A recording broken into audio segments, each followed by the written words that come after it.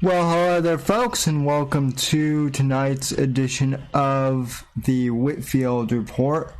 I am your host, Sam Whitfield, broadcasting here live from NGC Studios here in South Florida, and I just want to thank you for joining me here tonight, wherever you are in the past, present, future hour. So, thank you for joining us. Contact info, as always. I'll try to go faster than Semper Bear, but you know how that goes sometimes. Contact info, follow me on Twitter and Instagram at SemperBear_NDC.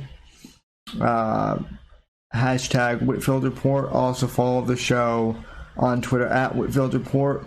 At Sam Whitfield on Gab and Parler. Facebook.com/Whitfield Report. For those of you who are still on Facebook, thesamwhitfield.com. For those who want to check out my website, subscribe to the podcast on Apple Podcasts and Spotify and wherever else you go to. And if you would be so inclined to help us out with the show, streamlabs.com/Whitfield Report. $1 TTS donations. So, send me a buck, say whatever you want within reason, and it will get played. Alright, folks, so first off, I don't know why people on Twitter are mad at me, but apparently some people are saying that, like, I said that I was glad that Ruth Bader Ginsberg is dead, or something like that, which I never said that at all. What I did tweet out, because I was a little confused at the time, is what does RBG mean? Because people kept tweeting RBG is dead, and I was like, did some rapper die, or something like that? Is there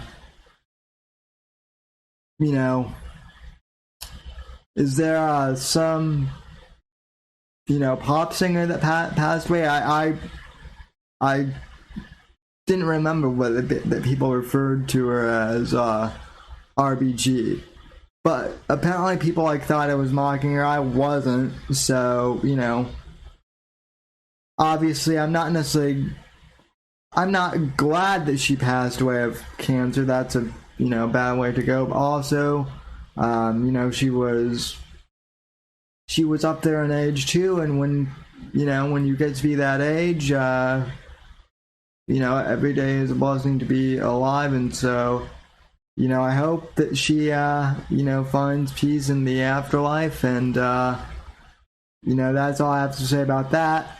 But, well, I'm being cordial. Oh, and by the way, this is the other thing, too. Everyone on Twitter is saying, oh, well, all these mean and nasty, Trump-loving conservatives and alt-right, people are making fun of Ruth Bader of RBG, and saying that she should have died a long time ago or something. Really? Can you pull up any legit tweets saying that? Because no one in my circle was saying that, and no one of relevance, I should say, was saying anything about RBG should have died months ago. I know this might be breaking news to some of you out there on the internet, but using an account from a guy named Gas the Jews 1488 as your handle, as their handle, guy with 30 or 40 followers, that doesn't mean shit. That's like anecdotal, examples, and moreover, that's probably a fucking troll account that someone just made on the fly, to piss people off, so that, so that they, the bloggers over at BuzzFeed and whatnot would, go onto their little blogs and write out, oh, white supremacy is on the rise again, and misogyny because Ginsberg is dead, and we must stop it. So, like, I love Twitter as much as the next guy, but it's not real life, ladies and gentlemen. It just isn't. But I will tell you guys what is real life, unfortunately. If I can pull it up, that is.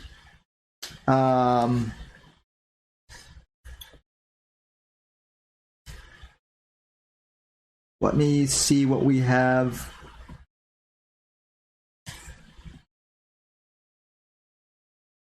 Okay. Here we are.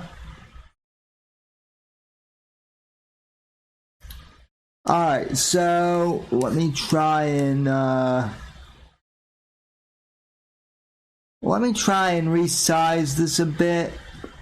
I don't know if it's gonna work super well with my picture-in-picture setup, but we will try. Let me.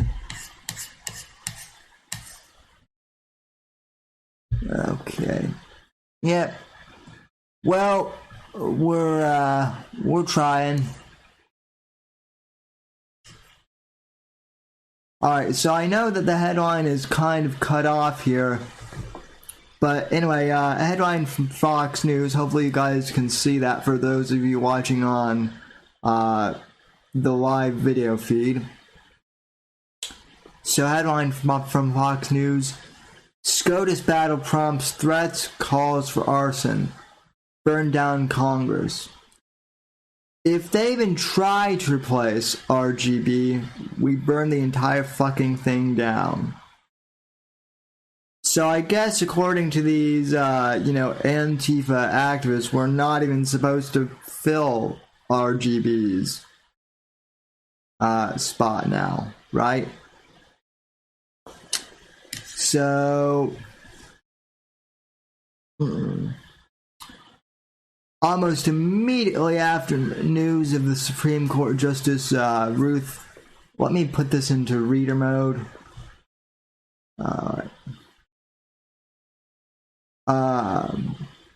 Almost immediately after news of Supreme Court Justice Ruth Bader Ginsburg's death, some verified Twitter users threatened arson and apparent violence in order to block Republicans from replacing her before the elections. Alright, super chat. Sam, do you shop at the same place Mersh buys his sports coats? Thank you to whoever donated that real quick. Let me check that out there. Oh, thanks to E Scorpio for the $2 donation. No, I think I've had this longer than Merch has had his sports coat, but this is from H&M. But yeah, good one though. This is my Miami Vice jacket. Anyway, though, as I was saying, oh yeah, this looks much better now in reader mode.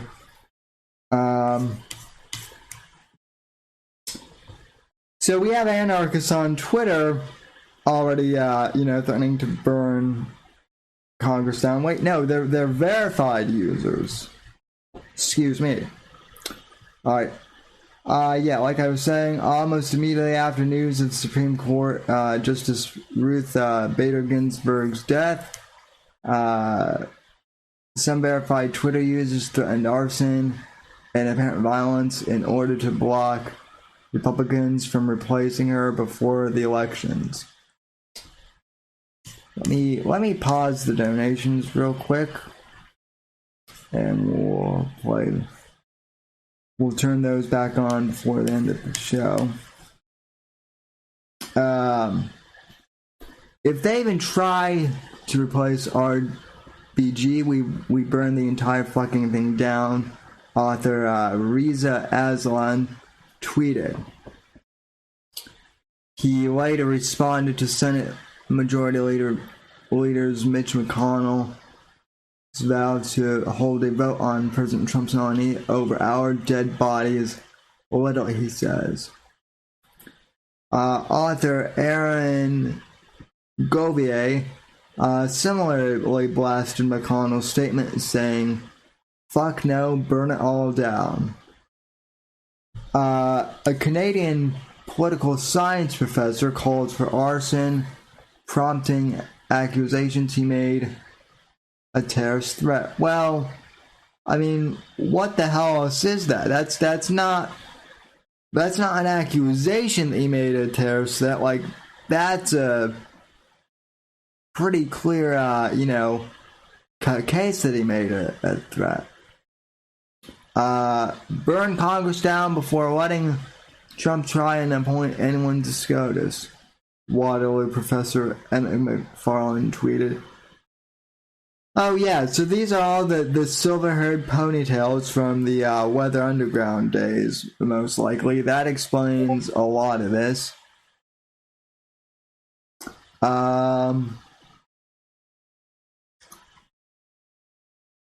In response, Canadian attorney Ezra Levant, that would be Gavin McInnes's former boss, worried about the consequences for McFarlane's students. Quote, McFarlane is a professor at IJ Waterloo, promoting violence against his political enemies, he said. If you were a young woman in his class who was a Trump supporter, would you risk being a target of his violent rage if he found out about you? Should you transfer to a different class?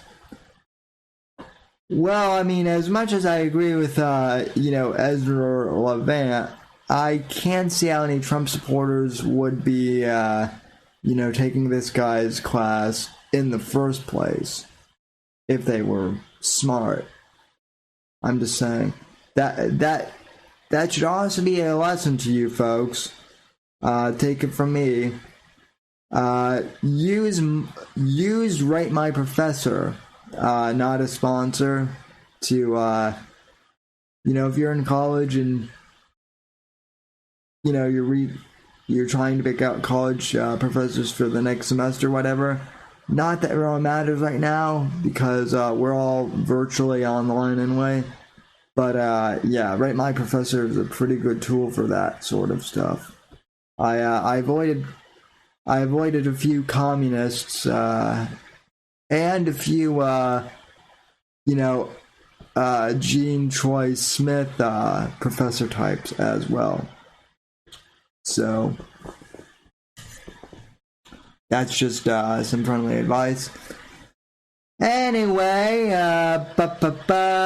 Ginsberg's death came just weeks before the presidential election and opened the opportunity for Republicans to dramatically shift power on the Supreme Court by confirming another conservative justice. Good. That's what we need. Democrats have long criticized McConnell, Republican from Kentucky, of hypocrisy, given his previous refusal to hold a vote on Supreme Court nominee Merrick Garland before the 2018 elections. McConnell has maintained, however, that Garland's confirmation was unique and that the Senate and executive branch were controlled by different parties. This isn't the case in the wake of Ginsberg's death.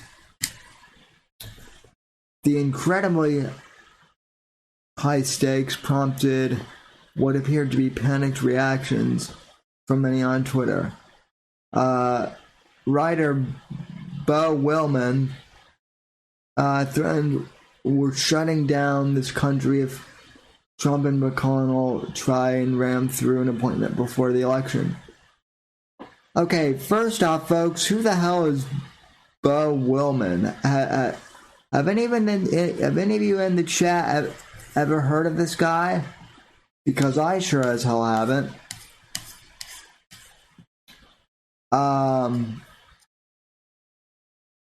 Also, Apex Gamma will be joining me. He just has something to attend to, I guess.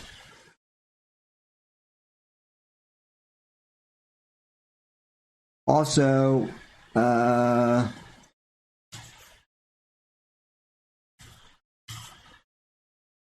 I'll do chat shoutouts in just a sec. But yeah, no one knows who this Bo Wellman guy is.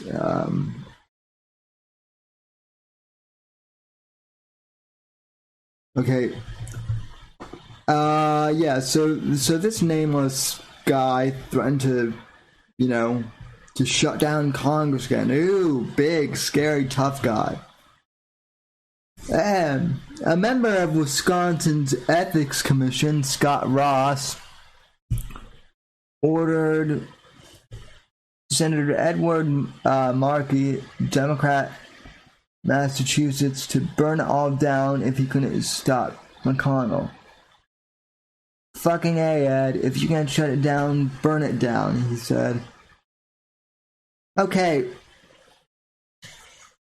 Are these guys just trolls? I swear to God, this is not the Onion, folks, or the Babylon Bee. This is, Fox News. Granted, it is mainstream, media, kind of, but, this isn't a parody website. Again, a member of Wisconsin's Ethics Commission, Scott Ross, ordered Senator Ed Markey to burn it all down if he couldn't stop McConnell. Fucking A, Ed. If you can't shut it down, burn it all down, he said. Yeah, so that's real ethical right there. That is textbook ethics. If you don't agree with someone's opinions, burn it down.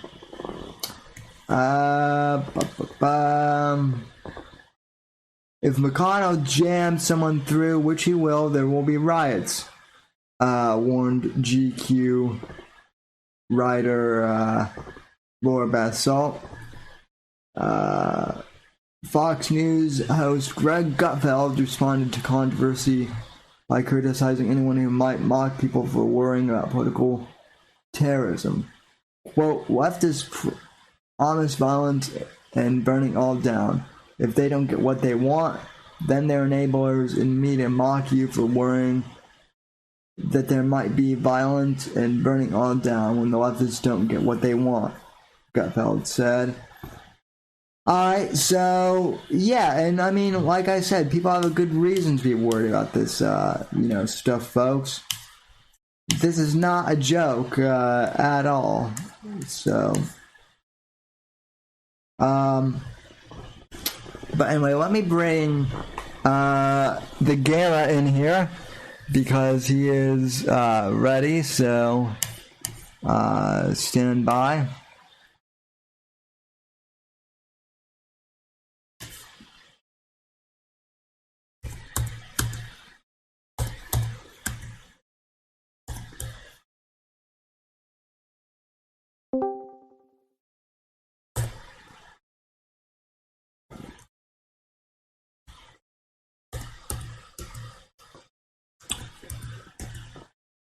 So, and while we're waiting for the Gamma to show up, I'll look at some of the comments.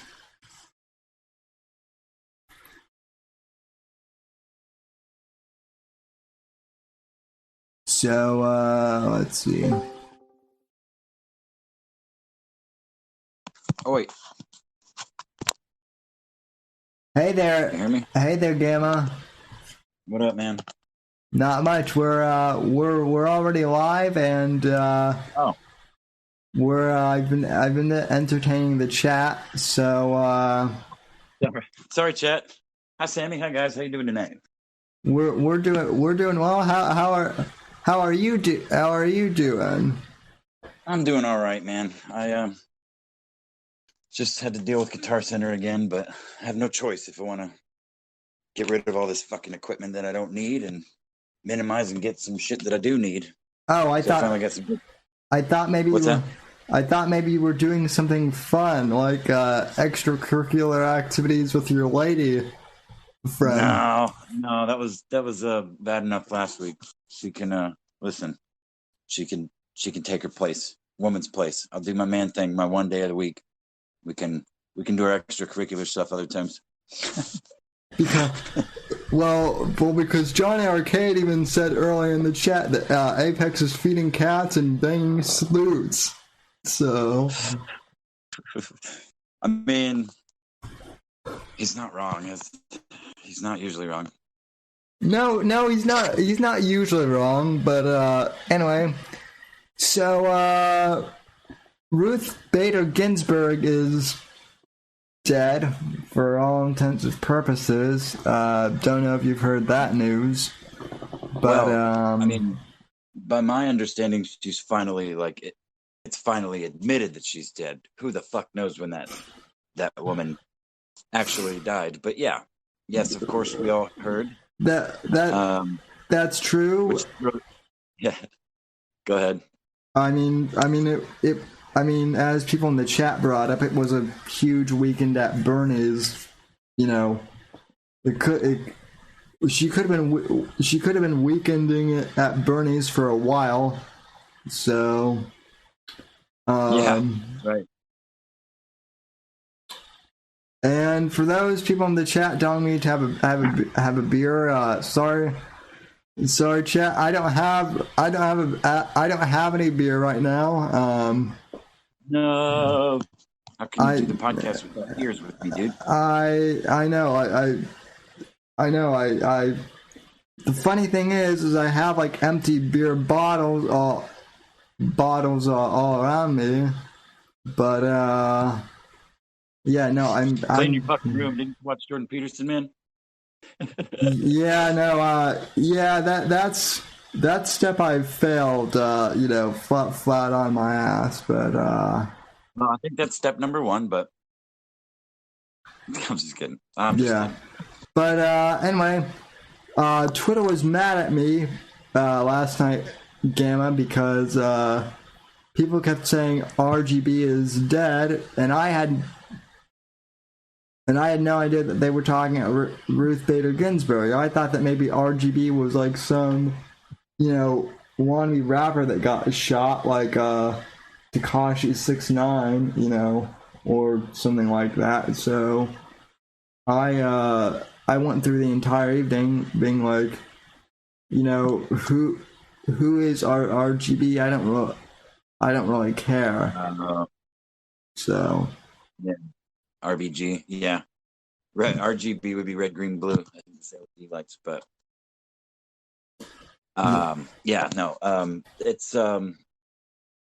it's an interesting wrench thrown into this fucking whatever you want to call this year. Because quite frankly, I don't know about you, and you're far more politically savvy than me. You've paid more attention to the shit for a lot longer than I have. Although I've been alive for a few more years than you, but I spent most of my youth on drugs, is just ad nauseum. But even paying attention to this shit, like this year and last year, really since 2016, paying more attention than ever. This year in particular, with all the things that I've been thinking about and like plotting potential avenues of like where this is going to go, good, bad, or indifferent. I did not even consider fucking Ruth Bader Ginsburg dying. I hadn't even thought about her since the last time she was in the news. Right. Which I guess was this year. But like it's the last thing on my mind. So, but yeah. Yeah, which Hefe says losing some serious political street cred with that statement. Well, I mean, like I said, I'll it wasn't that it was more the fact that people were just using RBG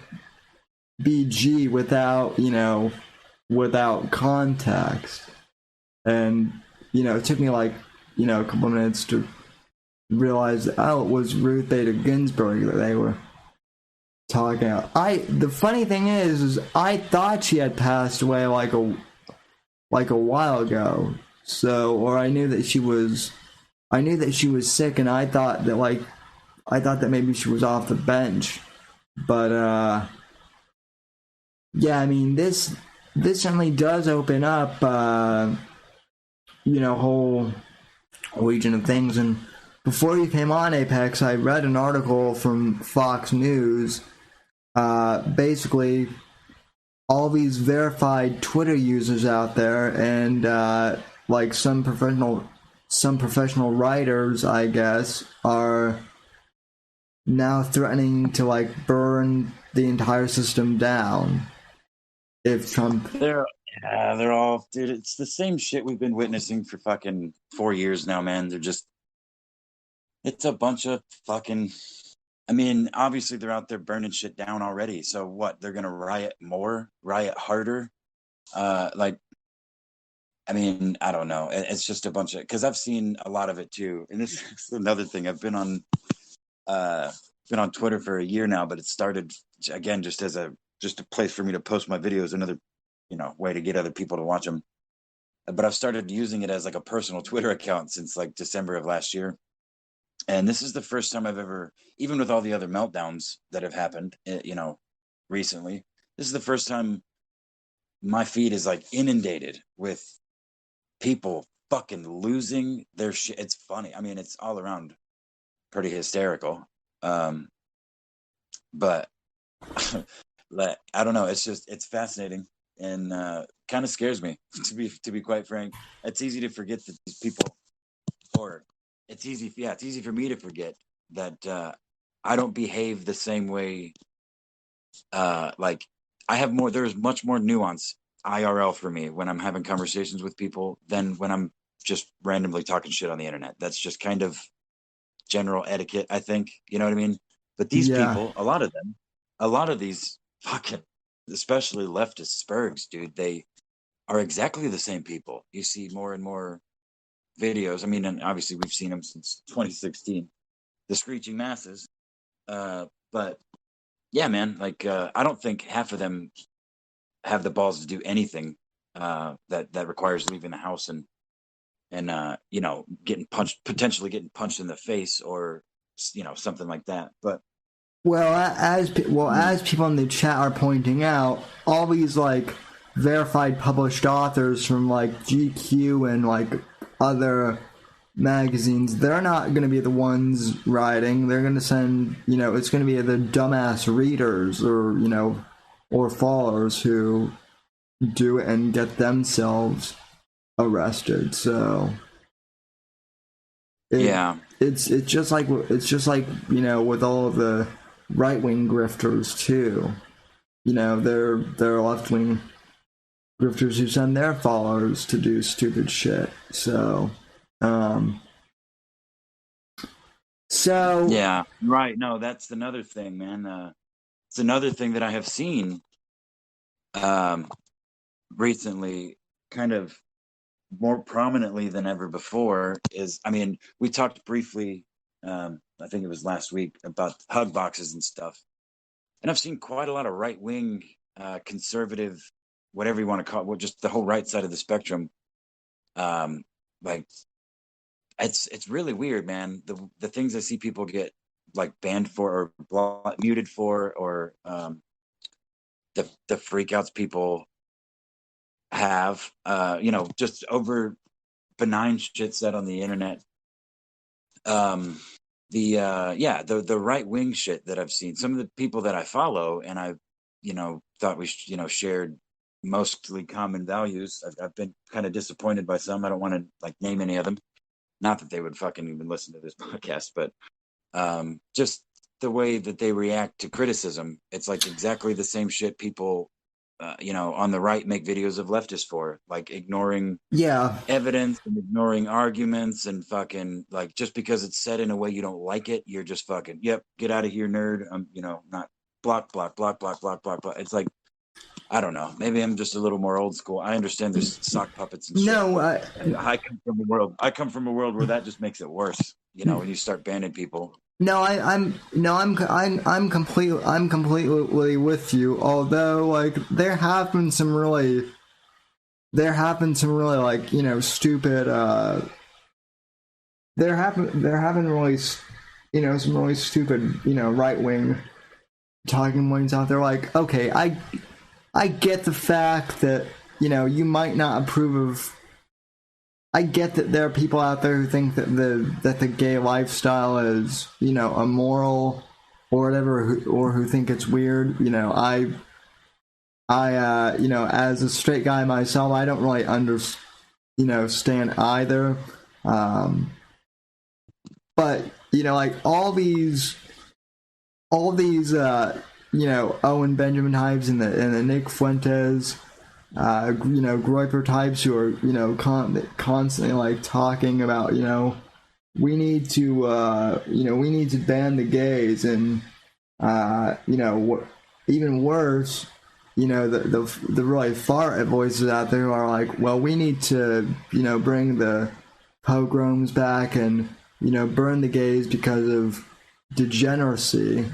Those people are not helping in the conversation either. And it's like, right. it's like realistically that's not going to happen at all. So and Alex Jones's son, actually did a Periscope where he called out the Groipers earlier this week for saying some of that retarded stuff online. Like that type of stuff is not bringing people over to the right at all. If anything, it's pushing them farther to the left, because when the right does retarded stuff like that, it gives the left ammunition, to say, oh, well, see, the entire right is Nazis and whatnot. So, yeah, I mean, I find myself preaching caution more than I usually do on the internet, like to people. Because normally because the internet to me is the wild fucking west, man. And it still is. But it's people that I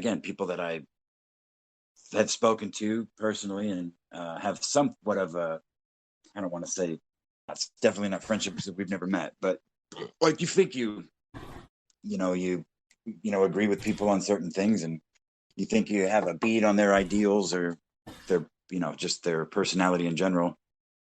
And I mean, most of the time I just ignore it, but I don't know, man. Like it's everything is so fucking volatile.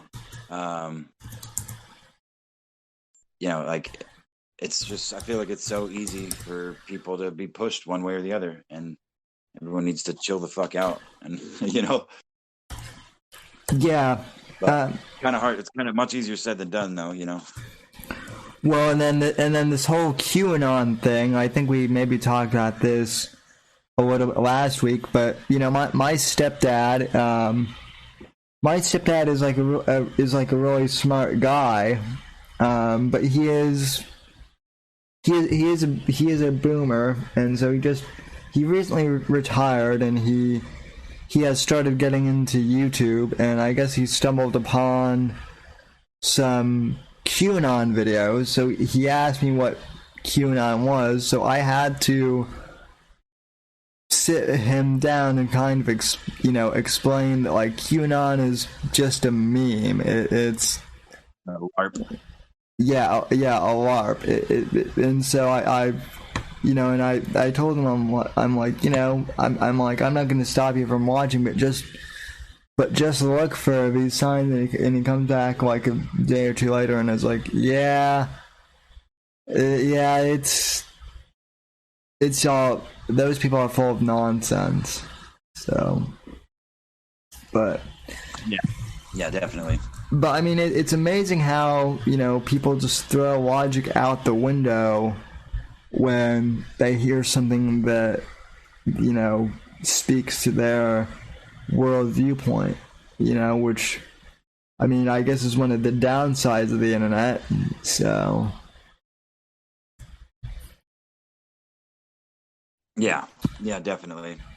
I mean, I assume you saw, I lost my train of thought there, so I was going to circle back to Ruth Bader Ginsburg. You saw Trump's live reaction after his rally with fucking Elton John playing in the background. Yeah, which people asked me to play. You know, people were asking me to play that clip, but here's the thing: I can't play that clip because I'll get copyright struck for having Elton John in the background. So, but yeah, I saw that statement, and what was unbelievable to me is people were like, "Oh, well, he was being insincere." You know, he was probably like, you know, he was probably like jizzing himself that, you know, our RBG was dead, and it's like, projection much? Or I don't know, like it's just like, first off, I was actually a little bit surprised by Trump because I thought he handled it so amicably. Like, it was one of the moments where I'm like, wow, Trump was actually, like, you know, pretty docile on this one. And, you know, it's like the one time where people were, it's like people keep saying, oh, I wish Trump would be more civil. And then you get, you know, a civil Trump, and people are like, nah, he's faking it. You know, that's just kind of the unbelievable part to me. Yeah. Well, I thought it was just the one thing that I thought was funny was like, he's like, she just died, and then he does like this little recoil. He like looks towards the camera but not at it, and like does this little like chin recoil. It reminded me of the little, like, the emoji with like the wide eyes and the blush cheeks. He's like, oh shit.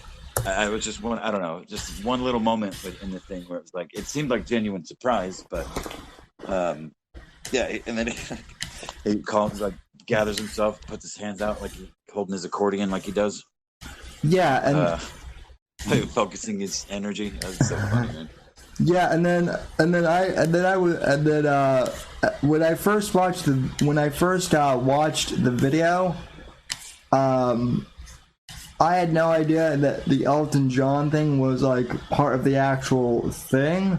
So like I thought that someone had done like one of those, like, you know, montage videos or something where they added in like Elton John into the background. So like I kept typing in, you know, like Trump, Ruth Bader Ginsburg statement original or something like that, and the Elton John, you know,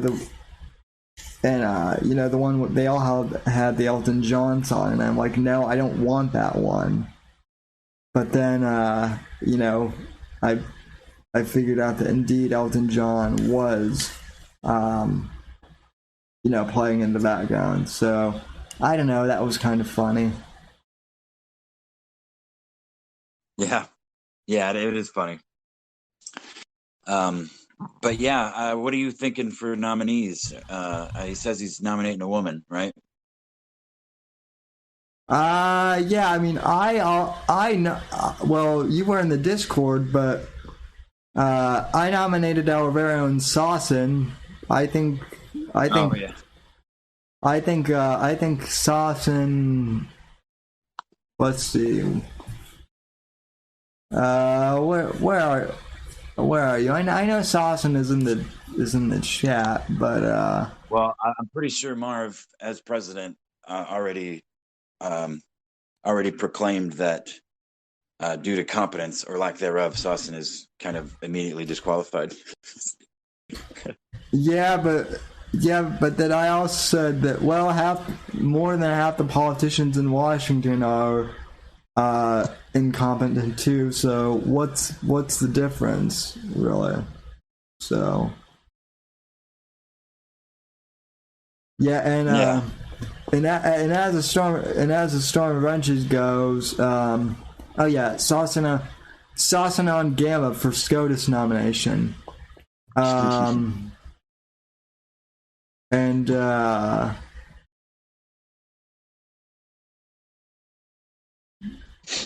yeah, if Scorpio says if Sasson is appointed to the Supreme Court, I'm gonna burn it all down. So, I guess there's the answer. Hefe says Coney Barrett for nomination. I guess. I don't know. I have to admit, I don't know as much about Supreme Court justices or nominations this go around.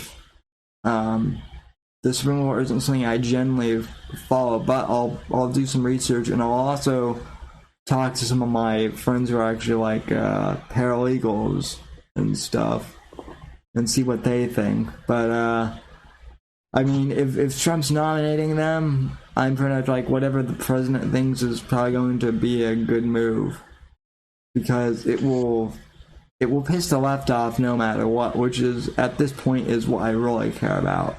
So, I mean, I care about more than that, but it is a nice bonus. I don't know enough about potential nominees. The only thing I don't like that I've heard so far is Ted fucking Cruz.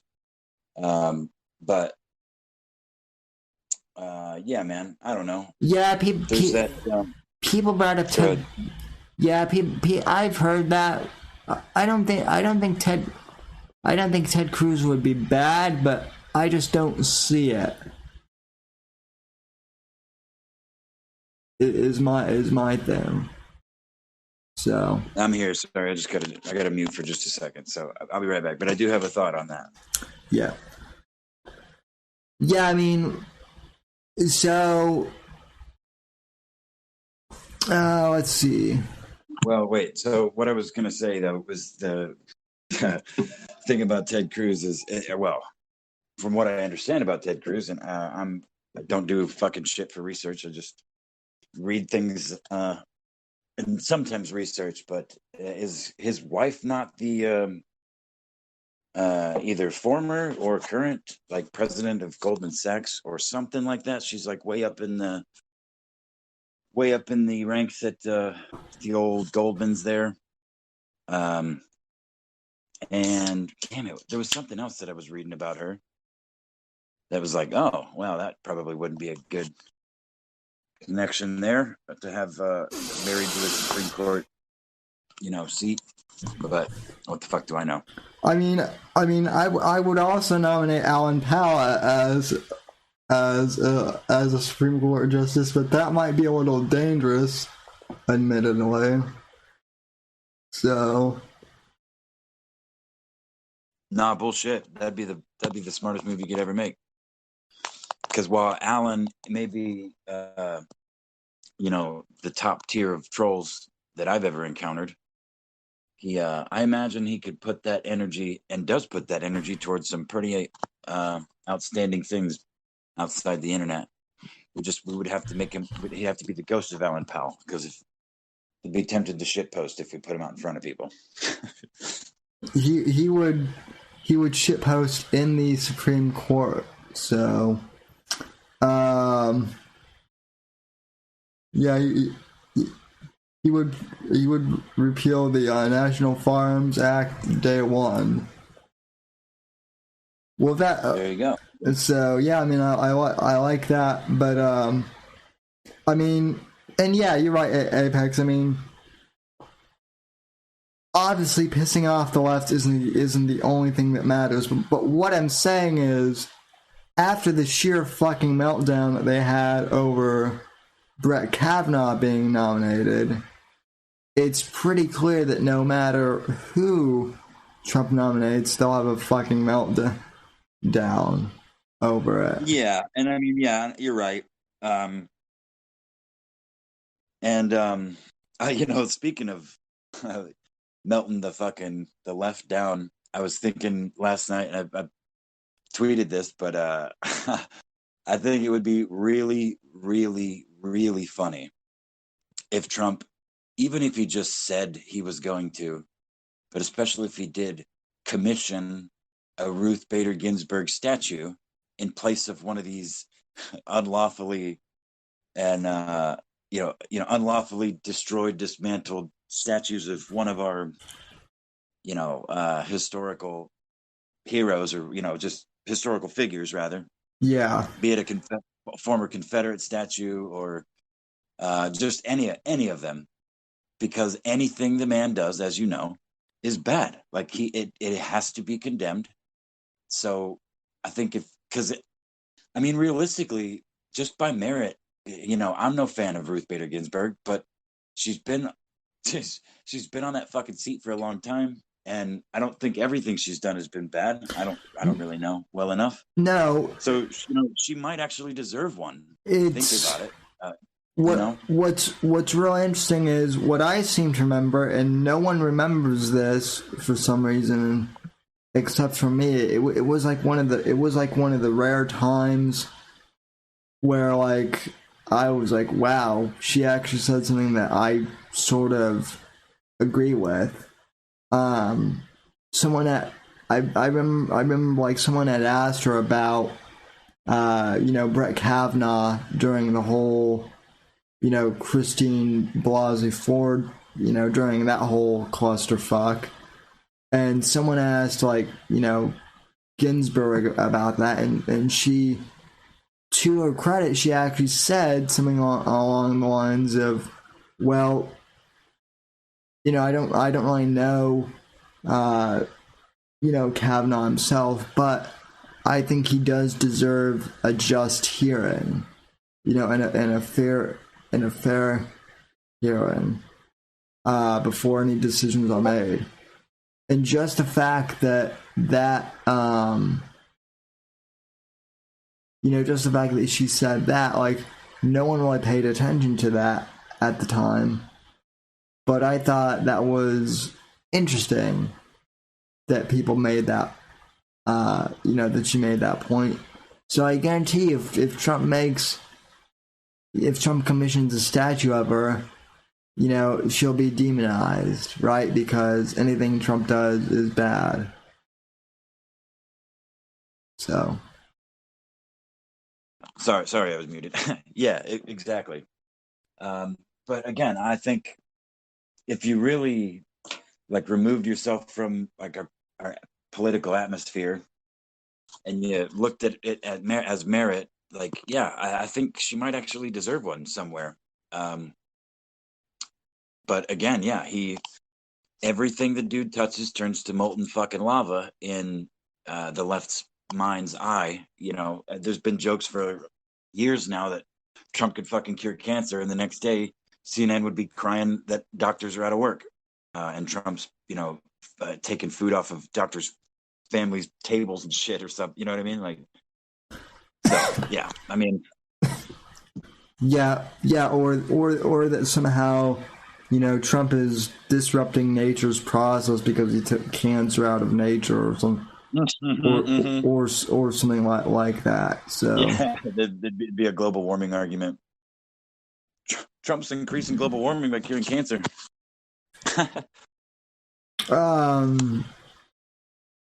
Yeah, which I mean, all these Green New Deal motherfuckers are actually serious about that.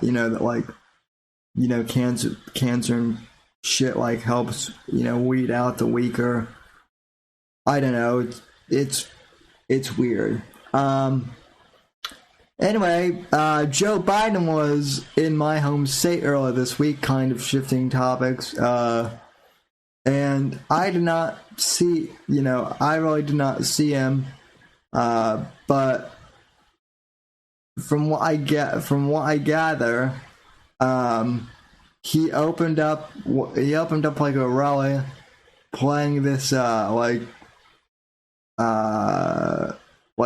Cuban or Hispanic pop song that was basically about a dude like it was Hispanic, but it had Spanish lyrics, but like I guess the song was about like a guy like doing his girlfriend or something like that, and he had no idea what it was about, so that was kind of funny, I guess. But like, say that again. Wait, say that. What was the song you're talking about? The Despacito thing? Is that what you're talking about? yeah. I'm talking. Yeah, I'm talking like this. And then you talk. I'm sorry, I was totally like doing something else there, and I kind of spaced off what you were saying. The Trump retweet of the "fuck the police." Yeah, you saw that, right? Yeah, I did. So that was fucking amazing. That was so fucking amazing. Oh man, that day, the day that Trump tweeted that out, I was fucking. That was another one of those days where Trump was fucking tweeting like every 20 minutes, and everything he's like every third tweet was a fucking jab, or like he was on fire. He was like fucking correcting people's spelling on the fly as he would retweet them, talking shit. Somebody would be like, "Oh, the fucking NFL ratings have cratered," but they'd spell like crated. It'd be like have cratered since the season opener, and he'd retweet it, it'd be like cratered, and then he would like out his explanation. Dude, is fucking. You look at his timeline; it's like every fucking 4 or 5 minutes, or less than that sometimes. It's like, and the dude's fucking flying around the country and doing rallies and giving press conferences. Like, I don't think I've ever seen a man, especially not a politician, work so fucking hard as he's been working. Not just the time he's been in office, but these last couple of months, man. He's a workhorse. It's impressive to see. Right? I mean, it's inspiring at least. What about the fact that Joe Rogan, that Joe Rogan basically said on Tim Kennedy's podcast that he would love to sit down with like Biden and Trump in a debate, and Trump like quote tweeted him and was like, "Let's do it." So, in other words, Trump is up for Joe Rogan hosting a debate. I was muted again. Sorry. Yeah, I knew from the jump that I saw that there was no way in motherfucking shit that Biden would ever go for it. And Trump, dude, are you kidding me? 4 fucking hours? Give him 2 hours in a room with that man. Are you kidding me?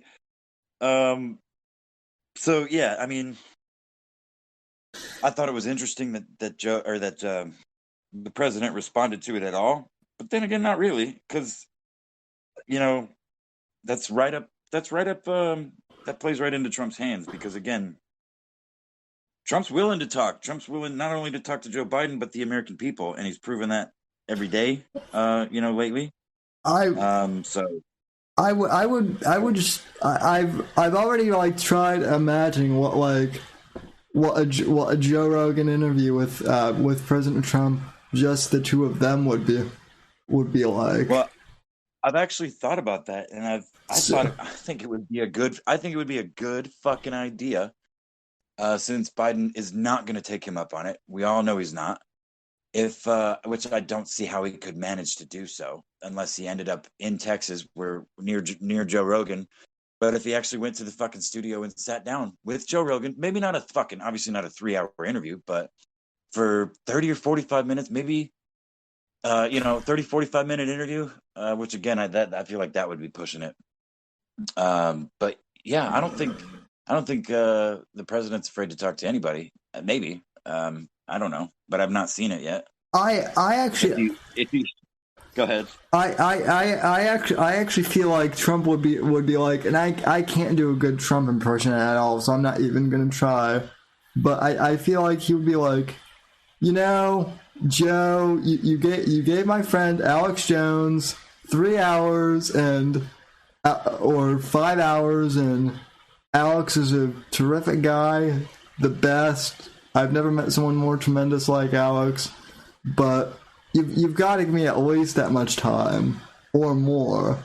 So because I mean Trump Trump is president, yes, but I mean, he is also a showman and a very good one. So, at that, so. I mean, I'd argue that's what he is first and foremost. So who knows? I feel like Trump on a podcast would be pretty good. So I know that Don Jr. is great at doing them. So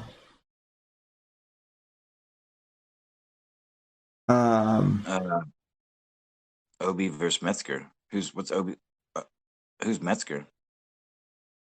Oh. I'm reading the chat. Obi versus Metzger. That would be Owen Benjamin versus Kurt Metzger on the Joe Rogan. Oh. Which whoever mentioned that in the chat, funny enough, that's actually how I discovered Owen in the first place, was because of that specific podcast. But yeah. Believe me, folks. But by the way, quick announcement. I hope E Scorpio is still here. But I will be on this week's Gamma Secret Kings review podcast, and all of your questions, or I guess all of E Scorpio's questions, will be answered. So yeah, that's over on E Scorpio's D Live channel, which, if he's still here, he can post that in the chat, I hope. He is here. He says Whitfield's important drinking game would be the tits. I mean, yeah, we'll be on Wednesday, which is Hump Day, which in my neighborhood is like we definitely have beer stocked on Wednesdays. But the Kurt Metzger thing, that is how I discovered Owen, and the rest is history, as they say. So yeah, right. Which, by the way, I hate when you bring him up, but I have to bring him up. I posted this in the Discord the other day to ask Scorpio, because I missed this. This happened last month, but I stumbled on that article on Twitter about the bear, the first, I mean, basically confirmed bear. I don't know that he's got a confirmed bear name yet, but this fucking dude that murdered his wife, and his Facebook, like immediately leading up to him fucking killing this poor girl, was like quotes like, "You can't rape humanity away," and several other just very obvious Owenisms. But even more importantly is he posted the Owen stand-up, how to be married and not be murdered, or something like that. Like, it's right at the top of his Facebook feed or whatever, along with these weird quotes. So it's like I'm actually curious if Milker or anybody can find the exact quotes that the dude said, because I swear to God I've heard Owen say them. The only one I can remember is "You can't rape the world away," but there was a couple others. Yeah, well, so that's wild. Yeah, well, I don't mind that you bring that up, because apparently that's popped up recently, and that actually is newsworthy. So, and I said it again. So Ray needs to take a drink. Shit, so do I. But I'm gonna be sober. The bear thing.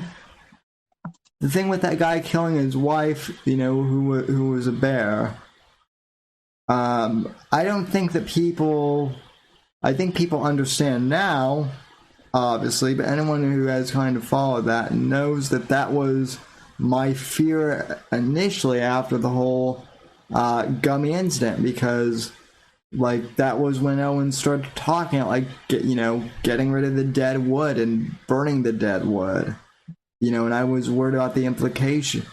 I was worried about I'm like, Well, he's being pretty, he's being pretty like cryptic about what that means, so someone could take that the wrong way.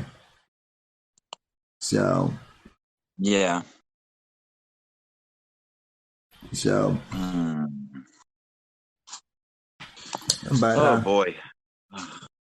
but yeah, I mean that was the exact thing that Johnny Arcade and I were both, that the entire DZ, I think I can speak for all of us. That type of nut job was the exact thing that the DZ was worried about. So Myself included, before I ever even joined the DZ. mm-hmm. That's the whole reason I started making videos, because like I am admittedly I'm an overly empathetic person at times, and I've just the timing of it all, and the I just saw the potential, not just for Owen, but I guess Owen was kind of my bridge into the wider insanity of degenerate grifters on the internet. But yeah, the danger that the way he talks and the way he can trick people into, by saying some true things and mixing it with attempting to be funny things, covered with just total and utter bullshit. I mean, again, we all know, but it is precisely what I was afraid of, and it bums me out.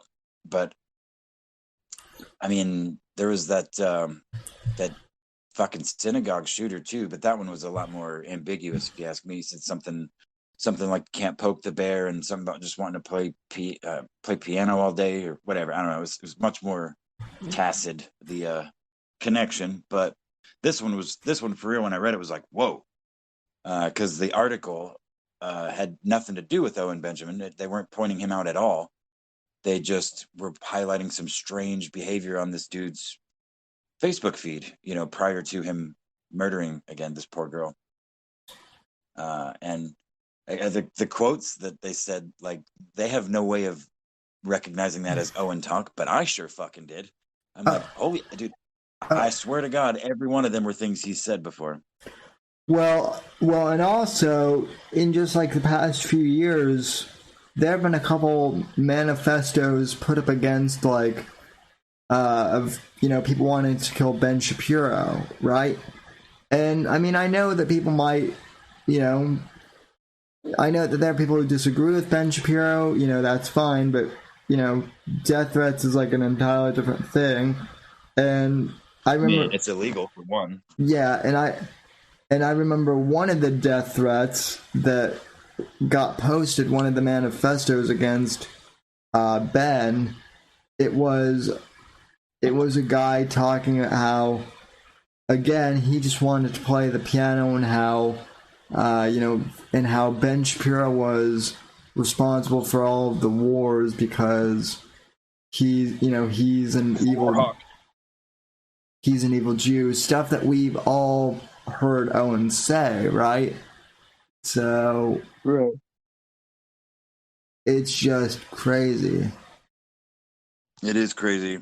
And I mean, that was just last month, wasn't it? Yeah. I believe it was, anyway. So I imagine there will be more news about that as investigations, conclude and stuff like that. So that's just the beginning. I would think. I don't know.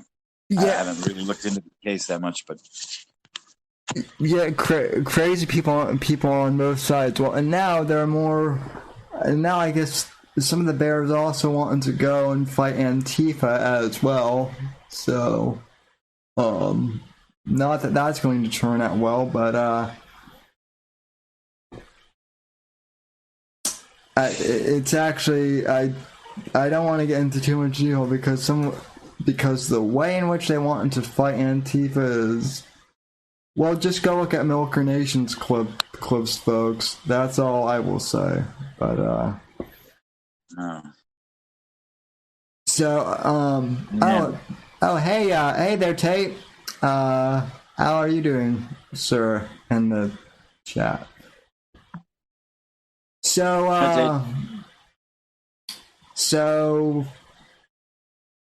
Gamma.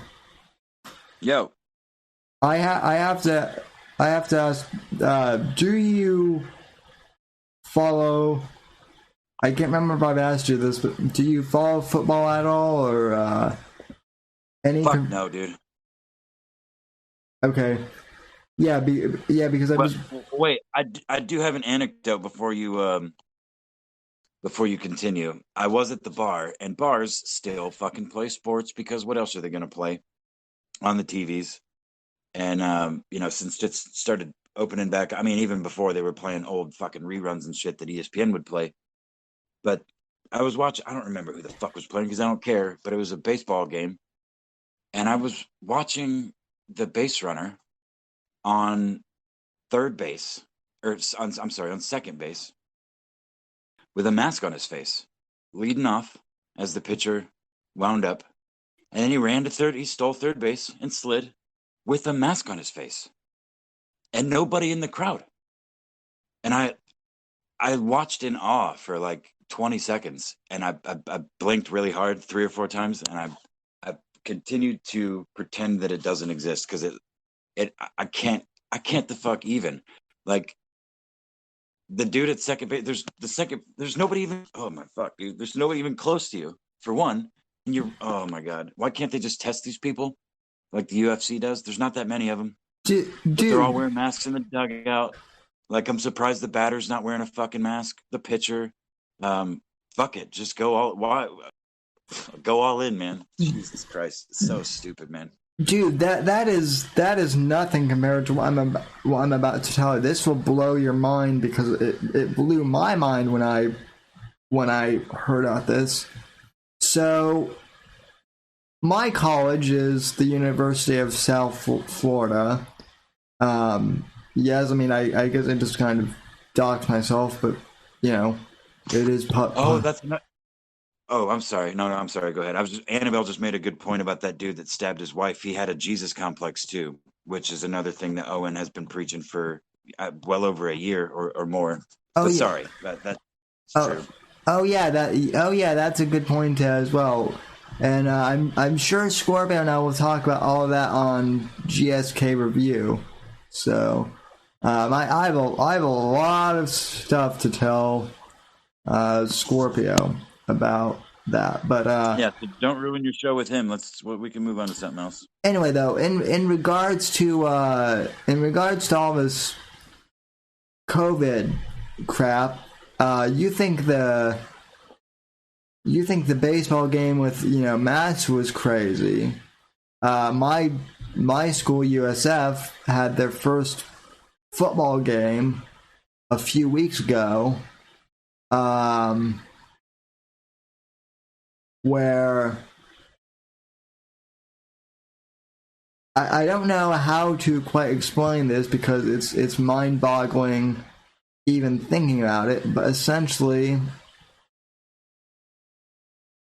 there were no audience members were allowed in the stands, but in addition to that, no cameramen were allowed there either, or broadcasters. So essentially what people had to do, it was just the players, and the coaching teams and I guess very basic essential people. And I guess if you wanted to track the game, what you would do was just to follow it on your smartphone app, on your Score Center app or something like that. What Yeah.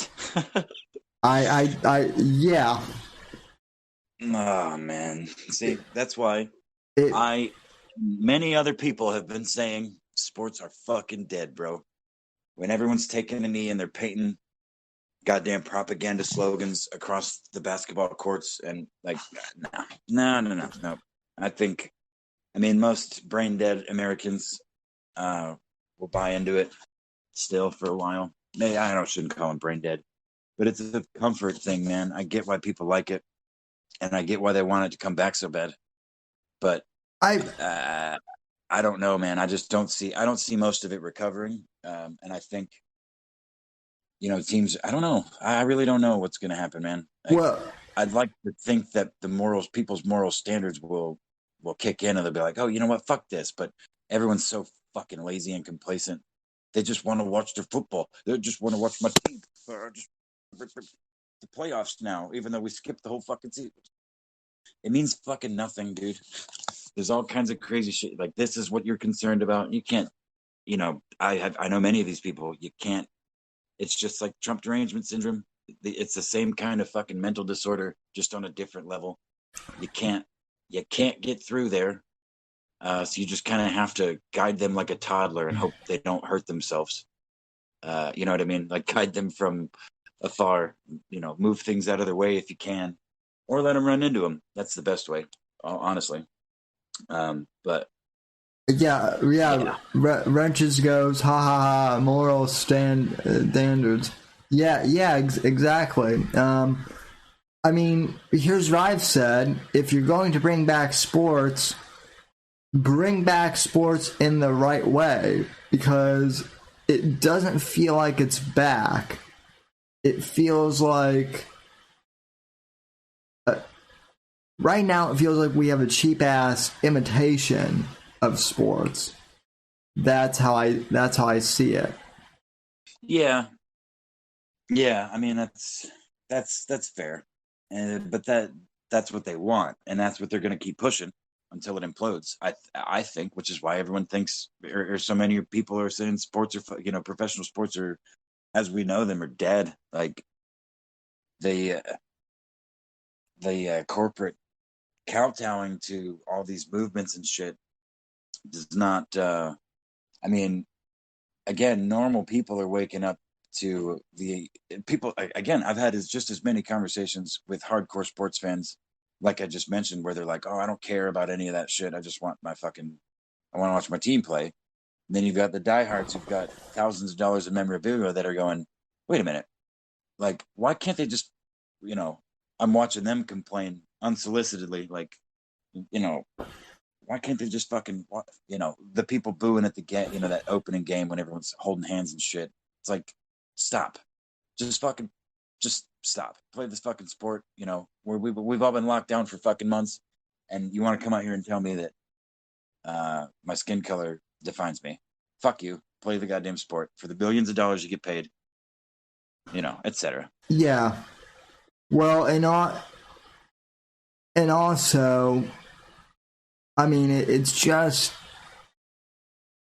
with all the stuff that we've had to deal with COVID now.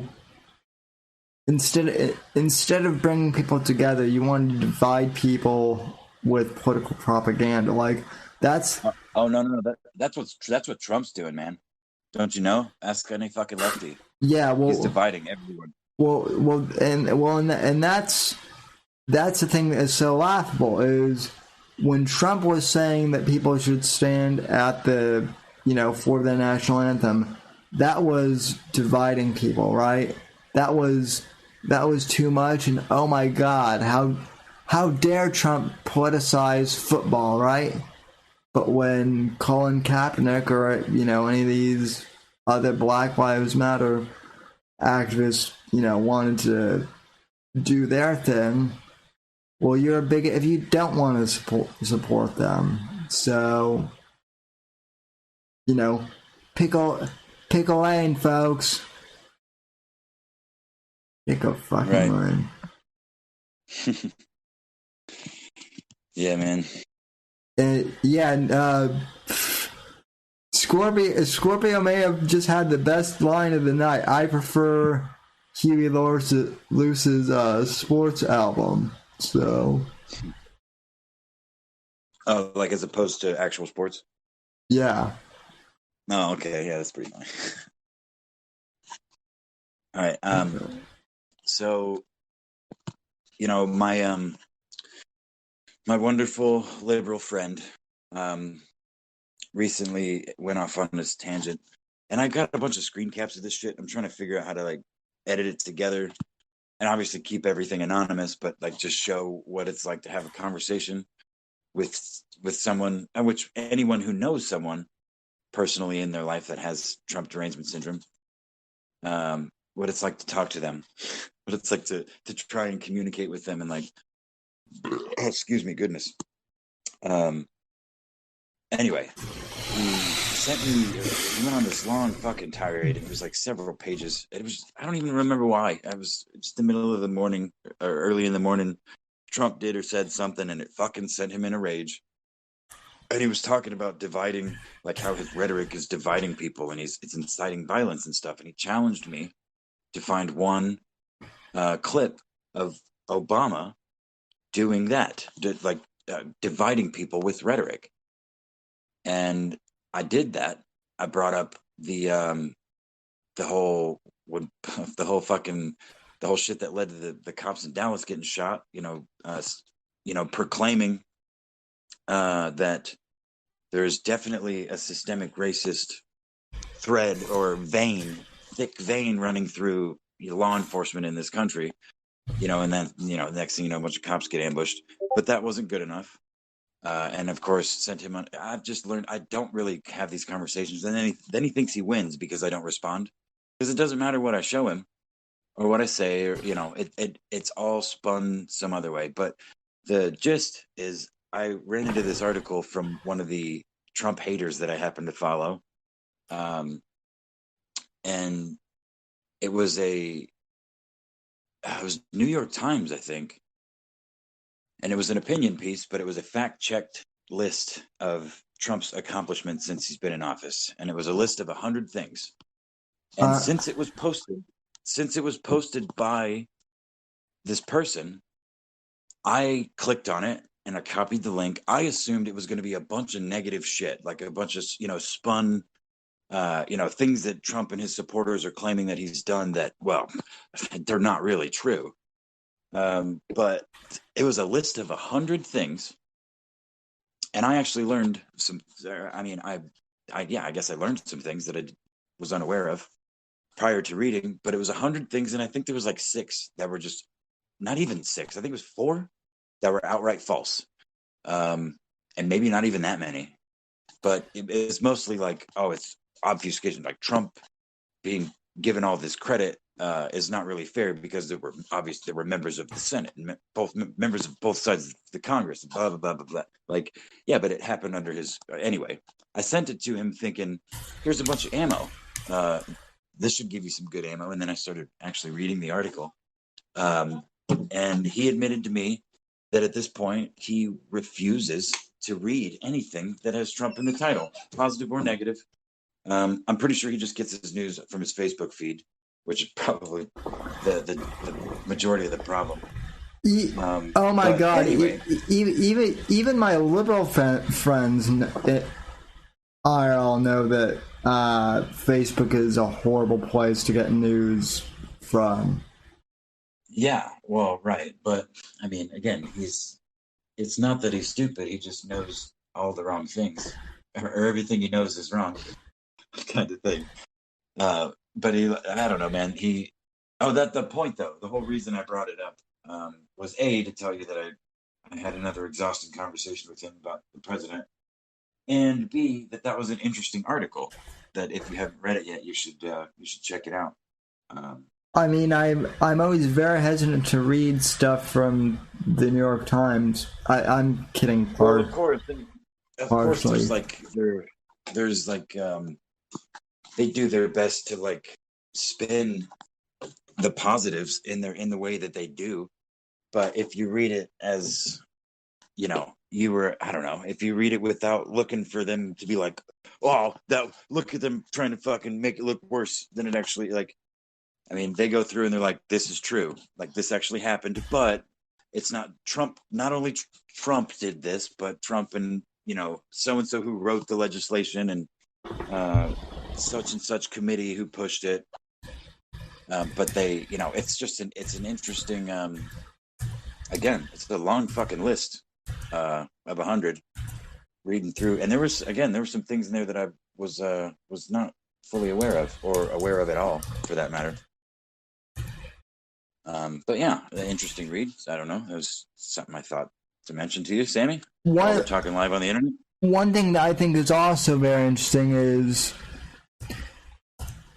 I don't know if you ever shop on Amazon or Audible or any of those types of websites, but I looked on Audible because I'm a subscriber. I like to listen to audiobooks, and they're always promoting these anti-Trump books, basically, right, as like hotly new featured titles. And some of the reviews, you know, are clearly people with Trump derangement syndrome. But the people who are writing like reviews from like a more moderate, you know, standpoint, the reviews aren't that positive on any of these books, which tells me that, you know, the anti-Trump propaganda is not selling as well as the left would like you to think it is, and yet these companies continue to promote it as such. So I mean, yeah, that would make sense. I imagine even people that don't like him are getting fucking exhausted by it, dude. Like, I mean, I don't know how else to put it, because that's another thing I've seen in person. Like, people were like, "Man, I fucking hated the dude," but at this point, like, I haven't even seen him given a chance yet. So, like, well, yeah, now you get it. You know. Sorry, I'm doing laundry. Oh, no problem. By the way, gracias to Marv Albert, the Gammon Chief, for popping in tonight. He says he has to go to bed, so I guess good night to you, you know, Mr. Gammon Chief. So Later, Scorps. So, yeah, and as far as movies go too, that is another thing that I don't know, I have mixed emotions on, because I love movies, and you know that, and I love watching TV, but I feel like the propaganda against, like, you know, all things male, or all things, you know, patriarchy, quote unquote, I feel like the propaganda is going to get a lot worse before, you know, people realize that people don't want to buy this shite anymore. So, yeah. Hey, Davey's in the chat. Yeah, no, I agree with you, man. Oh, Davey's in the chat. By the way, I guess someone, actually it was Matt who tweeted, Alfred Matt, on Periscope, who tweeted this at me. But I guess there was a shooting in Rochester, New York, today, or like late last night. So it's things are getting crazy, for sure. Yeah. Have they found that shooter yet? You know? Not that I've seen. So maybe chat can inform us. Yeah, that's fucked, man. I'll tell you what. Everybody better be praying that that's not a white dude, because if it is, man, it's that is just going to make things so much. Not that if it were a black dude, it would be good. Clearly, it's bad, but I can just imagine how that's going to be spun at this point in time.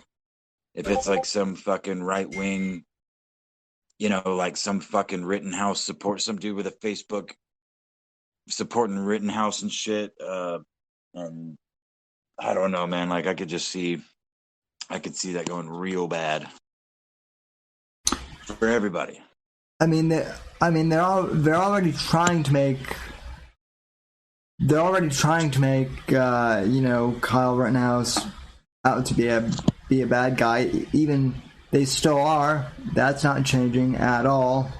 Yeah, yes, of course, Sammy. But I'm saying if this shooter in Rochester, wherever the fuck it was, ends up being a white dude with a bunch of Kyle Rittenhouse support, like on his social media, I mean, can you not see how that would look? Like they're already trying to make him the bad guy, Rittenhouse. Oh yeah, no. So if No, okay.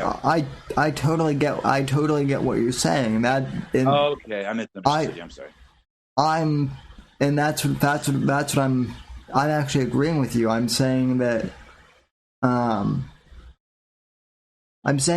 Rittenhouse is already kind of in this shit. They're already trying to demonize him, even though it's pretty much been proven that he did nothing wrong.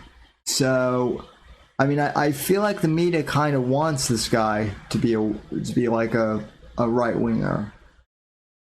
Like they actually want this guy because it fits their narrative. So yeah, Davey says it was very close to him. 16 shot, 2 dead, and he said no one found yet, but he is apparently confirmed to be black, according to Davey. Davey, that's racist. You can't. You know, facts are. I actually got one of those. I actually got one of those morons this week too. Facts are now hateful, apparently. So, okay. Facts don't care about your feelings. Yeah, I mean, damn it. That's actually a good saying, but Shapiro had to ruin it for all of us by just. Yeah, as he has many things, but I can't think of one other thing. By just. Davey says he has some info. Well, Davey, I could send you a Discord link. I don't know if. No, I think he's saying he has some info on the shooter. Maybe, I don't know. That is what he's saying. So I do feel kind of bad though, because David popped in the chat and then that kind of sparked the thing about Rochester for me. So not really. Oh well, yeah, but still, I mean that's news. Sam, your show is a news show. We don't have to just talk about room wax and Owen all the time. No, I mean it is a news kind of show a bit. So true, but yeah, and I mean, speaking of room wax, I considering that Owen's idea to defeat Antifa is to literally whack them off. that's such a funny video. Did you see the remix that Milker posted? I saw the clip, but Milker did a remix and he put some like music at the end, and it's really funny. I saw that we're on like episode 10 of the James True versus Owen saga. So that thing is like an actual TV show now. So yeah. Okay. Oh, okay. Yeah, okay. I'm here. I'm sorry. I'm just doing other stuff, looking through DMs. It's an interesting conversation going on in my Twitter DMs right now. But that's fine, Davey. That's perfect. Davey says he can't talk about it yet, but yeah. But not to derail you. Well, Davey, when you can, you're welcome to come on. So, but yeah, I feel like, I mean, I know I'm going to sound somewhat paranoid, but I don't care. I don't really care at that anymore. People already accuse me of that. But I feel like a lot of these instances, like the George Floyd riots, and like, this shooting in Rochester, as two examples, I'm not saying that they're fake themselves, right? I don't think they're fake, but I definitely think that they have been manipulated as ways of destabilizing the country. Right? Yeah. I mean, yeah. I mean, for all we know, they might be fake. It has crossed my mind like twice, but even if they are real, which again I think they are, like I like the George Floyd thing definitely happened in my mind, but I also think that, you know, even though George Floyd did die and all that, I definitely think that was used to start a lot of this shit with you know, with the riots and whatnot. So Yeah. Well, I mean, I think like anything, there's truth to both sides of it, man. I guarantee you there's organic protests going on across the country. People that feel disempowered, and whether they're wrong or right in those feelings, they genuinely feel them, and they're doing so peacefully. But at this point, I mean, right at the beginning, man, there was talk of fucking, you know, secret foot soldiers. You know, they thought they were fucking Portland cops or whatever, right? You remember that? oh yeah. Like the right at the beginning. It was like an umbrella man. Like, yeah, there seemed to be provocateurs for sure. And, you know, I don't know if it's quite the broken window theory, but it's the mob mentality. Like there could be 1,000 peaceful protesters, and then one Molotov cocktail gets thrown from somewhere at something, and everyone turns to fucking chaos. You know what I mean? Like, Yeah, well, maybe not everybody, but like the majority of people turn animalistic, and some, you know, the animal part of their brain fucking flips on. well, I forget who said this, and I wish I think maybe it was Michael Malice who said this on a podcast once. He's like more of a libertarian commentator. He's like one of the few that I actually like, but he said something to the effect of, you know, people call these mostly peaceful protests, which is kind of laughable because O.J. Simpson was mostly peaceful on the day that he murdered his wife, right? Up until he went and murdered his wife, allegedly. You know, that was like that was the only part of the day he was, you know, violent, but other than that, he was mostly peaceful that day. So, you know, again, kind of the same thing here. Like, mostly peaceful does not mean peaceful at all. Well, no, clear. I mean, obviously not. Like that. I mean, just the term "mostly" in and of itself, it, you know, defines not entirely. You know what I mean? You know, it's counter to entirely. You know what I mean? Different definition.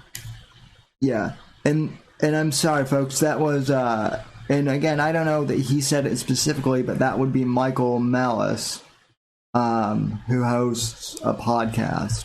So, Malice. Yeah. So he's kind of he's out of New York, so. But so you want to it looks like the Versa boys are live. You wanna hop over with them, or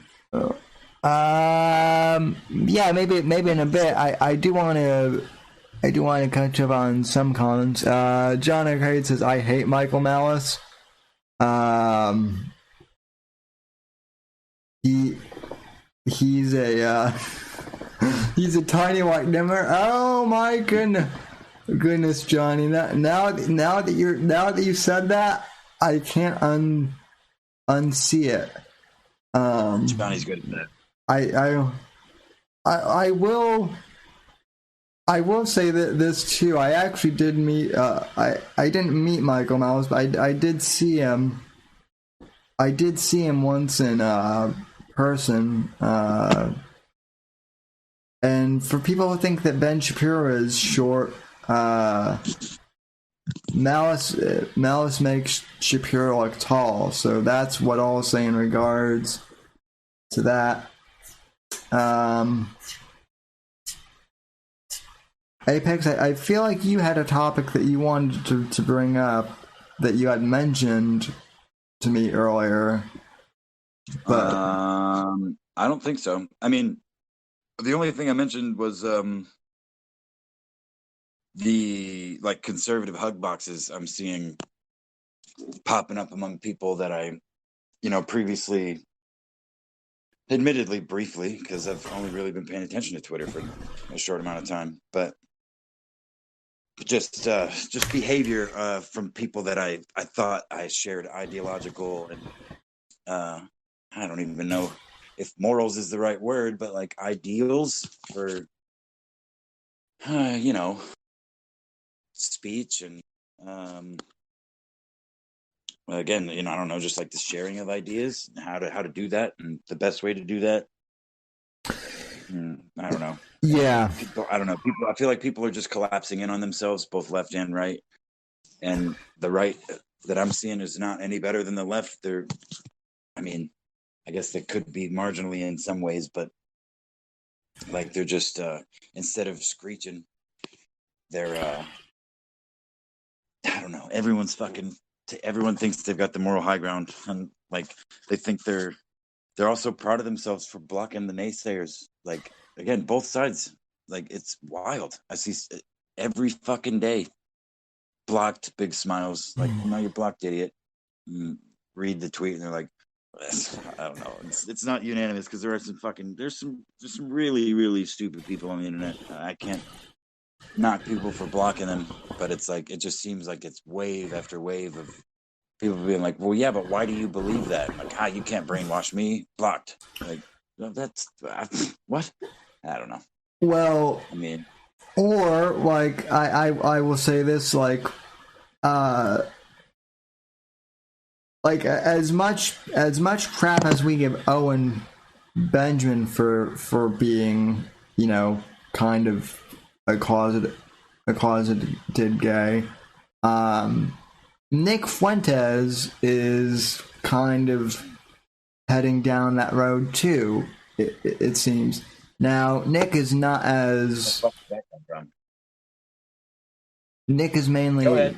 Oh, what were you asking? I was wondering where the fuck that came from, but I said, go ahead.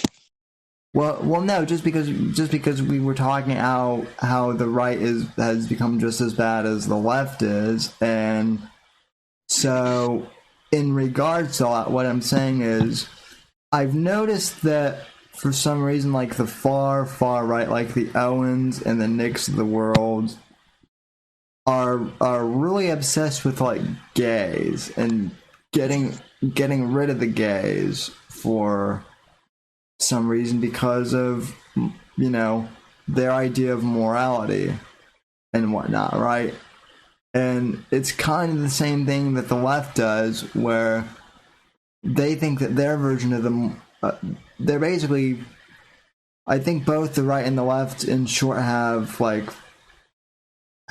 people who are purity testers, meaning that like if you don't agree with their exact morality, well then you're either like a racist or a bigot on the left, or you're like a degenerate, right? If you're coming at it from like the far right approach, and like neither extreme is good. That's what I'm saying. So. Well, okay, yeah. I mean, the far right, being obsessed with gays, like, I don't know, like that doesn't seem like it's unique to the Owens and the Fuenteses. But I mean, Fuentes has a much different approach, and I'm not his biggest fan, but the whole cat boy thing definitely didn't help the straight white man thing. But regardless, I don't think like that's my perspective. That's like the wrong. I don't know. I mean, Owen is not really a closeted homosexual. He's an in denial homosexual. Nick may be closeted, but like Owen is pretty out there. And Johnny says Owen isn't far right. He's a feminist liberal fag. Well, we know that. Yeah, exactly. We know that, Johnny, but unfortunately he still gets classified as like far right for some reason. He still gets And being obsessed with gays isn't a far right thing; it's a gay thing. Well, yeah, that's kind of my point, John. Yeah, exactly. That's kind of my whole point. Is like, I'm seeing all these quote unquote right, so all these like quote unquote right wing people talk about how like immoral being gay is, right? And I see a lot of them talk about that on Twitter, but they talk about it so much. And what I'm saying is, it's not just Owen anymore that does it. A lot of these right wingers talk about being gay so much that it kind of begs the question, as to the predilections of some of these people, which, hey, as long as you're like an adult, I don't care. Do whatever you want. Just well, yeah, that reminds me of one of the tweets recently that I was like, wait a minute, what, dude? It was I forget verbatim what it was, but it was like, something like Democrats think it's okay for black people to say the N-word with an A at the end, and the difference is conservatives don't want, and the Democrats demonize with the ER at the end, but with an A at the end is okay. If you're black, the difference is conservatives don't want either of them said. Can you see the difference? And I'm like, well, wait a minute, no, I don't think that's how that works. I think either one of them is fine. By my classification, but maybe I don't know what the fuck a conservative is. I probably don't, because guess what, Sammy? Kind of retarded. Either you're retarded or you're a genius. And what I mean, I could be both, but go ahead. And there is actually a reason I say that, Apex, because I can't get into too many details about this yet, but it is out in the news. It is in the local news. So, without going into like personal names or details, one of my neighbors, who was a dean at one of the local art schools here, just got fired for alleged sexual harassment of a female student / teaching assistant.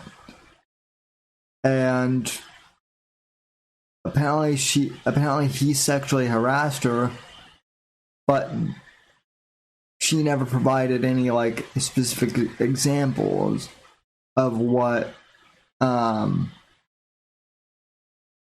he said. And he's claiming that like it never happened, and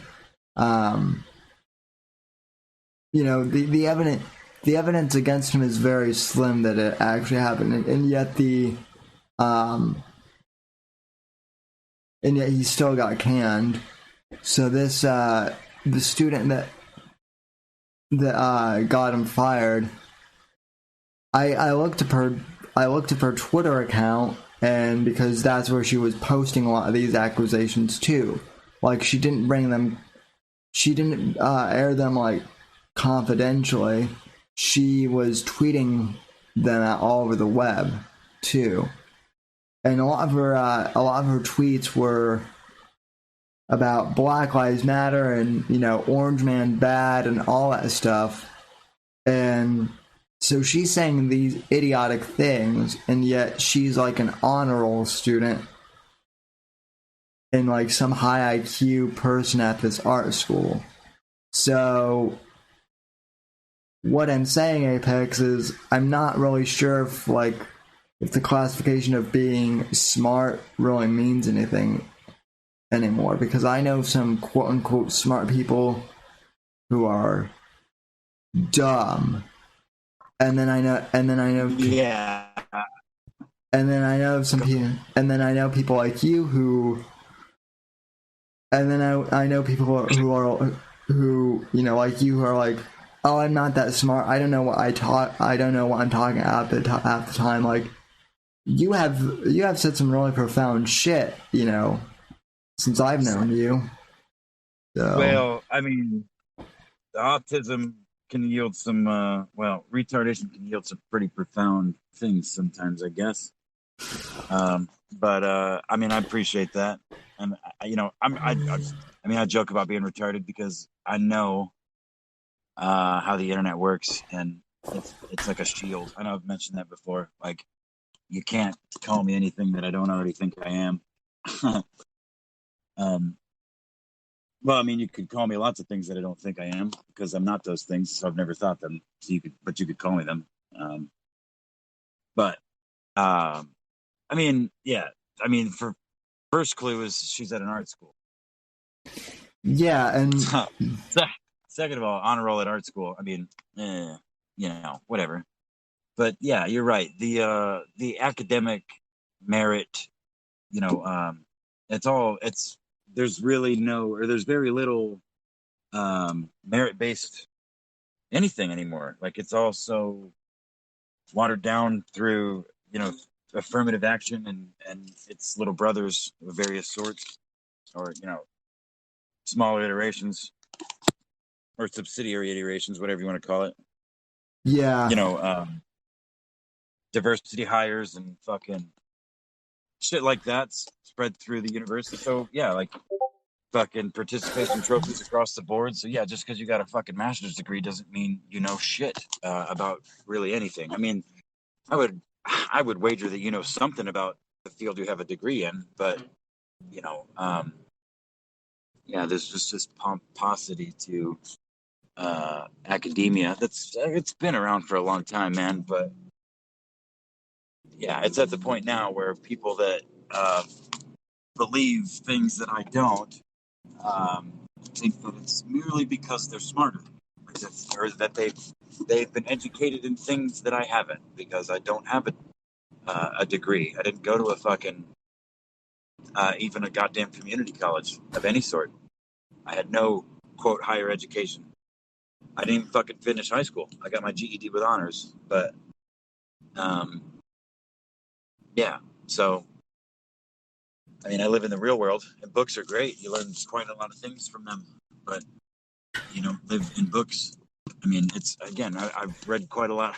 I've read quite a lot in my day too, but I've spent more of my life, again, as I've mentioned, arguably on the bottom side of humanity, but at least it's the real world, and I have taken most of my knowledge from that in a you know, in conjunction with the things that I've read.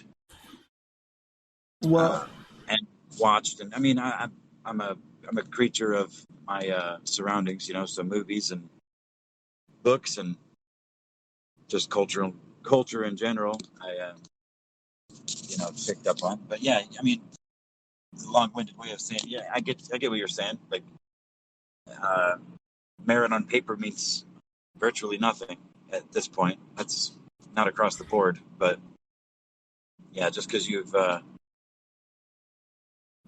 spent your parents' money to go to a 4-year school doesn't mean you learned any fucking thing no, important or of value. no, especially when your major is something ridiculous like feminist gender theory or something like that. You know, which isn't going to get you a job anywhere. You know, serious. You're not going to learn. You're not going to learn anything useful. So, and you're just going to turn into a total asshole.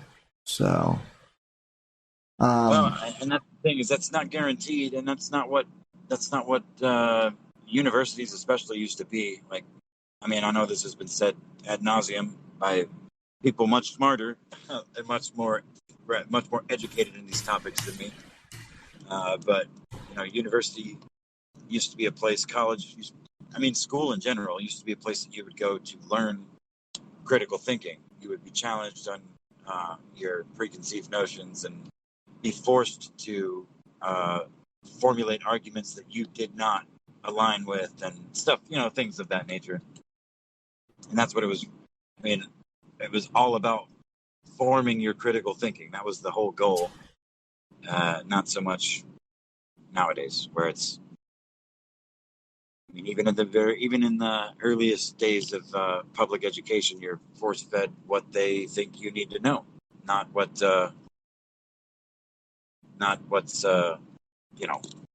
not giving you information that is pertinent to whatever. They tell you what they think is right. I mean, and I experienced this back in the 90s and the 2000s. God, I miss the 2000s.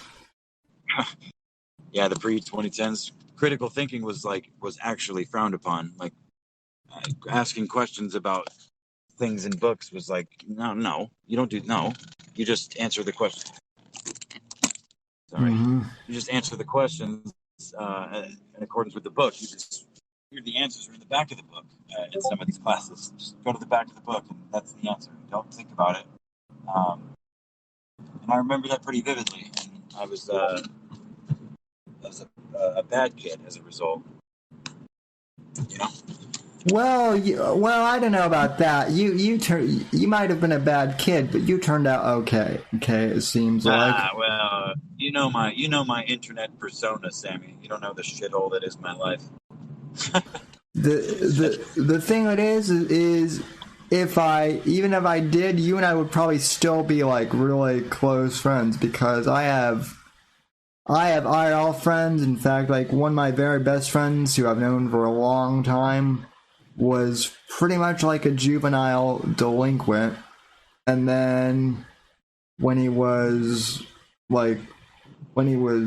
20, he found Jesus and got his life together, and he's not super preachy, but he just found what works for him, and now he has a good life. So that's really what matters. Good. So that's awesome.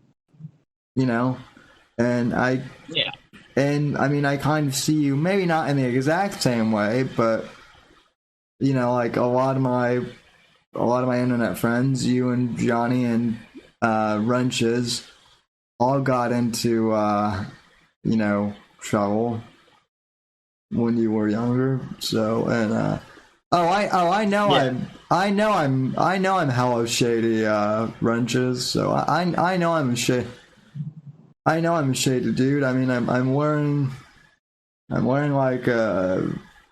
a drug dealer's sports coat tonight. So, but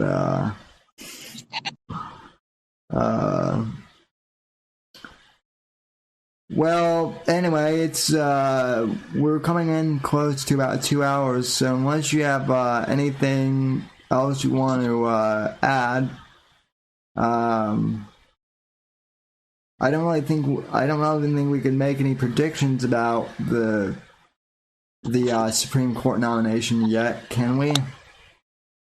I think it's going to be a woman, because I feel like he said that, but there's that super hardline conservative chick, Barrett, I think. That would be like, oof. Like, she is, oof. She is hardline, man. But yeah, I've seen her floated. That's the only female that I've seen floated so far. But... Yeah. Well, that's the one I've seen, period, that has been floated. So that would be something. But yeah, no, I actually need to take a break. Are you gonna hop into Versa? Yeah, I'm gonna take a little break as well and hop into Versa. I don't think I'm going to multi stream it, but Right on. Well, I'll see you in there. So, and I'll just finish up with the chat here as well. So, and so what? You're not wrong. I actually, it's funny that you say you look like I'm out of Miami Vice, because that's actually kind of my intention. So I actually, speaking of shows that Apex has been trying to get me to watch, my neighbor has been trying to get me to watch Miami Vice for years. So I finally started on the first season, and that show is as 1980s as you can get. So, but anyway, everyone, I want to thank you for coming on, and I really appreciate you sticking around with me for all this time. And it's my pleasure, Sammy. I love talking to you, man. So, and I will, I'll see you guys on the next episode of the Whitfield Report, and I will be over in Versa Media's chat, so I will link to that in the description as well. But anyway, folks, I want to thank you for coming on, and thanks to the donations. I want to give a couple of shout outs for that. Thanks to East Scorpio for the $2 donations, and thanks to both So What and let me see who else here donated. So What and Andreas and Star Pilot for the lemons, or the ice cream, as it were. So yeah, thanks for the donos, guys. Give Sam all of your monies and your lemons. Good night, chat. Sammy, I'll see you in a few minutes. And thanks again for having me on, man. Oh yeah, no problem. So thanks, Apex. So yep, later. And I will go in and open the